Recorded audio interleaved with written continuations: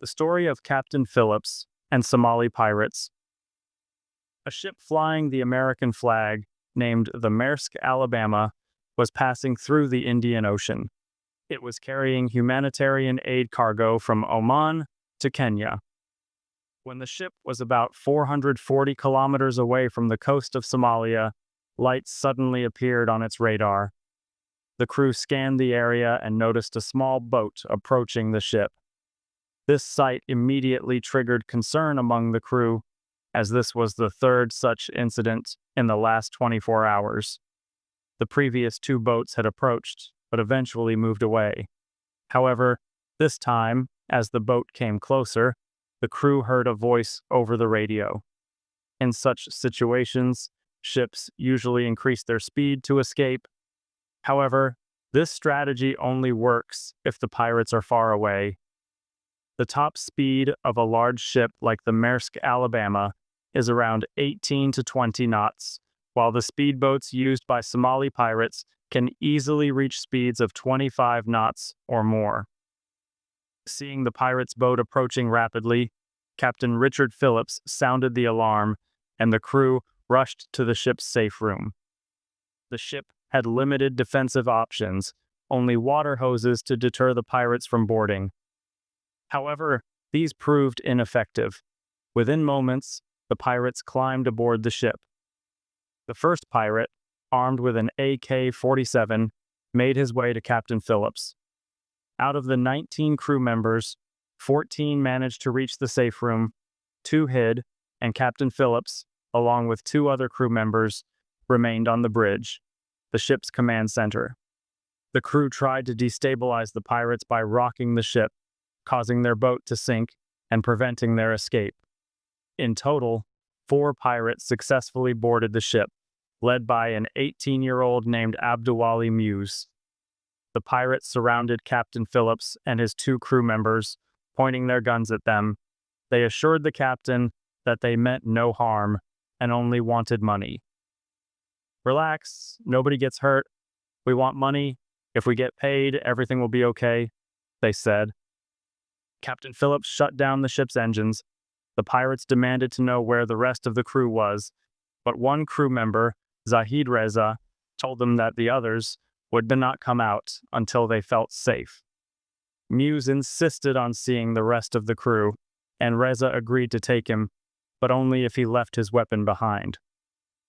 As they moved toward the engine room, the ship's chief engineer, Mike Perry, who had been hiding, attacked Muse with a knife, injuring his hand. Perry then locked Muse in the safe room with the rest of the crew. With their leader captured, the remaining 3 pirates grew desperate. After much negotiation, they agreed to leave the ship on the condition that they would be given all the money on board and that they would take Captain Phillips as a hostage in exchange for Muse. To execute this plan, the pirates needed a lifeboat, as their own boat had sunk. Lowering the lifeboat required starting the ship's engines, which meant the crew had to come out of the safe room. Following the agreement, the crew released Muse to the pirates, and in return, the pirates were supposed to release Captain Phillips.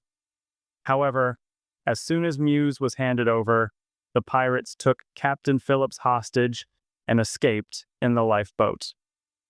This entire incident was later depicted in the 2013 Hollywood film Captain Phillips.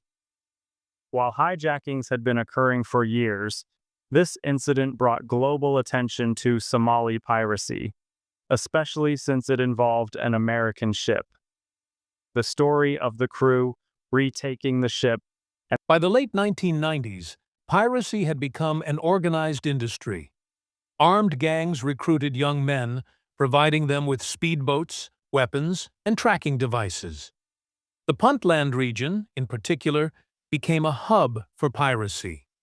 By 2008, piracy was Somalia's most profitable industry, generating millions of dollars in ransom payments. However, the international community eventually cracked down on piracy. Naval missions, armed security guards on commercial ships, and improved technology significantly reduced piracy incidents by 2017. The decline of piracy. The decline of Somali piracy was largely due to international efforts. In 2009, the United States launched Task Force 151, a multinational naval mission to combat piracy.